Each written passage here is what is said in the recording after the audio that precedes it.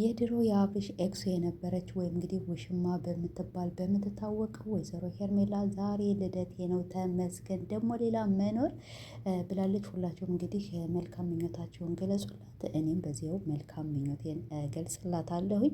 ለምን ብትሉ አንድ ሰው እንግዲህ ልደቴ ነው ካለ ያው ጥሩ ነገር ተመኙልኝ እያለ ስለሆነ እንግዲህ የአብርሽ ኤክሱም ነበረች፣ ፍቅረኛው ነበረች፣ ውሽማም ነበረች ማለት ነው። ዛሬ በዚህ ነገር ትመጣለች ብዬ እኔ ምንም ነገር አልገመትኳትም ነበረ።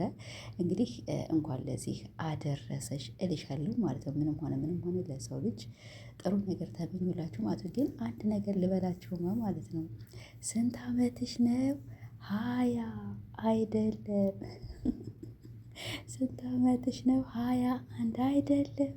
ስንት አመትሽ ነው? 19። አዎ 19።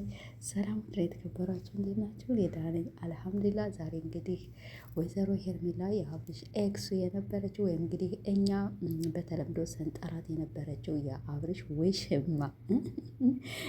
ውሽማ ነበረች በነገራችን ላይ ማለት ነው። እና ዛሬ እንግዲህ ልደቷ ሆና እንደዚህ አምሮባት መታለች። እንኳን ለልደትሽ እንግዲህ እንኳን ለዚች ቀን አደረሰሽ ወይም አበቃሽ መሰለኝ የሚባል ብቻ አላውቅም ምን እንደሚባል እና ያው በጣም ደስ ብሎኛል። ትናንትና እንደዚያ ስታዝኒ ትናንትና እንደዚያ በጣም ስትከፊ ያው ሁላችንም ያው ትንሽ የሩታን የቀመሰችውና ሩታ ያሳለፈችውን ጊዜ ብታሳልፊ ያው ችግር የለውም። ግን አንድ ቀን መቼም ሁሌ ሰው ይሳቅ፣ ሁሌ ያልቅስ ወይም ሁሌ ደግሞ ዘመኑ በሙሉ ተደስቶ ማንም በዚች ምድር ላይ የሚኖር የለም። እና ሄርሜላ እንግዲህ ትናንትናና ብቻ በዚህ ሳምንት በጣም እያዘንሽ በጣም እየተከፋሽ እያየንሽ ነበረ። እሱም እኛም ያው ችግር የለም ሩታ ያየችውን ነገር ትይ እያልን እያሳለፍንሽም እያበረታታንሽም እንገኛለን። እና እንግዲህ ዛሬ ደግሞ እንደዚህ አምሮብሽ ፍንድቅድቅድቅድቅ ብለሽ ልደቴ ዛሬ ነው ተመስገን ዛሬም ሌላ መኖር ብለሽ መተሻለኝ። አዎ አንድ ሰው እድሜ ሲጨመርለት ወይም እንግዲህ ዛሬ ልደቱ ሆኖ ያው በእኛ ልደት ምናምን ነገር አይከበርም። ግን ቢሆን ደግሞ ያው ስራ እስከሆነ ድረስ እንሰራለን። እና አንድ ሰው ብቻ በራሱ ገጽ ወይም እንግዲህ በራሱ ዩቱብም ሆነ ቲክቶክ ብቻ በራሱ ሶሻል ሚዲያ አምጥቶ እንደዚህ ዛሬ ልደቴ ነው ካለ እንኳን ከዘመን ዘመን አሻገረሽ ማለት ግዴታችን ነው ማለት ነው። ለምን አንድ ሰው የህይወቱ በሙሉ ይኖራል። ከዛ በኋላ ዛሬ እንኖራለን ነገ አንኖር ምናምን እያልን ስንኖር ደግሞ ዛሬ ደግሞ ያው አዲስ ህይወት ልኖር ነው መሰለኝ ከእድሜ ላይ እድሜ ፈጣሪ እየጨመረልኝ ነው ብሎ ከመጣ እኛም ያው ደስታዋ ደስታችን ሀዘኗ ሀዘናችን ነውና መቼም የሶሻል ሚዲያ ሀዘናቸው ሀዘናችን ነው፣ ደስታቸው ደስታችን ነው። የእኛን ሀዘን የእኛን ደስታ የሚካፈለን የለም እንጂ እኛማ መቼም የዩቱበሮች ደስታ ተካፋይ ነን ማለት ነው። እና ሄርሜላ እንግዲህ ያው እንኳን ለዚች ቀን አበቃሽ እልሻለሁኝ።